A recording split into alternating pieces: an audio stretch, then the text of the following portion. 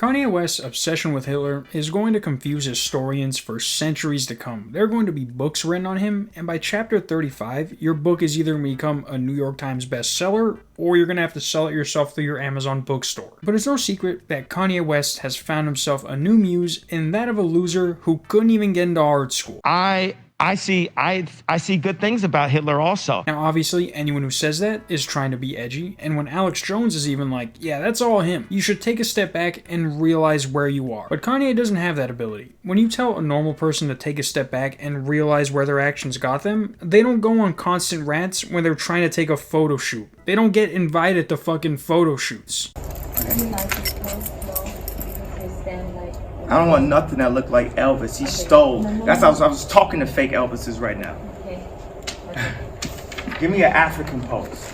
Give me an African? Motherfucker, you are the African. You should know one. I bet if she held up a picture like this and said, give me one of these, this whiny bitch would have been like, see, they want us to act like slaves and pose like Africans. But this is what the current Kanye is like, saying what's on his mind no matter where he is and who's around. And when he gets any kind of negative response, he does the KFC double down. And for a short time, it was working. He said in October of last year, I can say anti-Semitic things and Adidas won't fire me, which in response to that, they fired him. And now, after Adidas employees have had time to gather their thoughts about someone they've probably been told to never speak up about, the shit they said he's done is wild. But according to this New York Times article, and this is all from the testimony of Adidas employees who worked with him at the time, but being anti-Semitic was the least of their problems. Back in 2013, it says, the Adidas employees, thrilled to get started, had arrayed sneakers and fabric swatches on a long table near a mood board printed with images. To convey how offensive he considered the designs, he grabbed a sketch of a shoe and took a marker to the toe. According to two participants, then he drew a swastika. Now, even back in 2013, going to a company whose founder essentially partied with Nazis and adding a swastika to your shoe is more than enough to end a collaboration. There have been celebrities who have done way less publicly who have been dropped by the company they're working with. And if you look at what Kanye was doing back then, it shouldn't have been a surprise. He had a song called Black Skinhead that was written like this.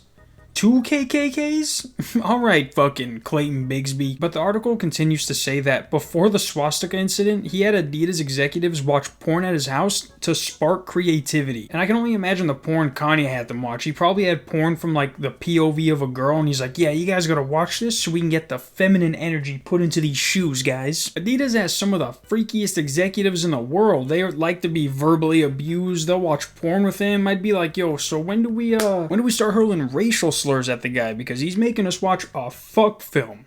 Gina, you got mad at me when I said your tits look nice, and you're okay with this? They also say that back in 2005, Kanye filed a lawsuit against some DJ so that he wouldn't leak some unreleased music of his, and his response to why he did that was, my only concern with it would be to make sure that it's like no anti-Semitists, basically saying that it may or may not have been songs remixing the Nazi national anthem. Also, just a small fact I found when I was looking this up, but the guy who wrote the Nazi national anthem was a fucking Nazi street fighter? Kanye also told Adidas managers that he paid over $1 million to another executive who accused him of commending Hitler. Meanwhile, the people who were working with him said he wanted to call his next album Hitler, which eventually was this album, which I can totally see happening during one of his bipolar explosions. He has like a whole page of just like written like potential album names, and then he just leaves it down and one of his assistants comes and Hitler's just circled over and over again with everything crossed out and everyone's like,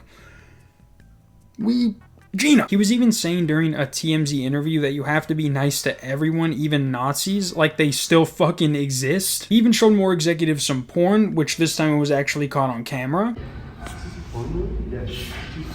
And then the most out-of-pocket thing Kanye has ever done was he told an executive to hang a picture of Hitler in his kitchen and kiss it every day to practice unconditional love. Imagine if Kanye had to do that with his mom's picture because she looks like if John Witherspoon was casted to play his mom. But at any point, if I was an Adidas executive and I heard any of what he was saying, I would have let everyone know then and not wait 10 years till he says arguably worse stuff. I would say asking a Jewish person to kiss Hitler is still at the top, but hey, he still has some years to live. Kanye West has a weird obsession with Hitler, but will yell at a photographer for asking him to pose in a similar way someone who also took pictures in front of a red background would. Good.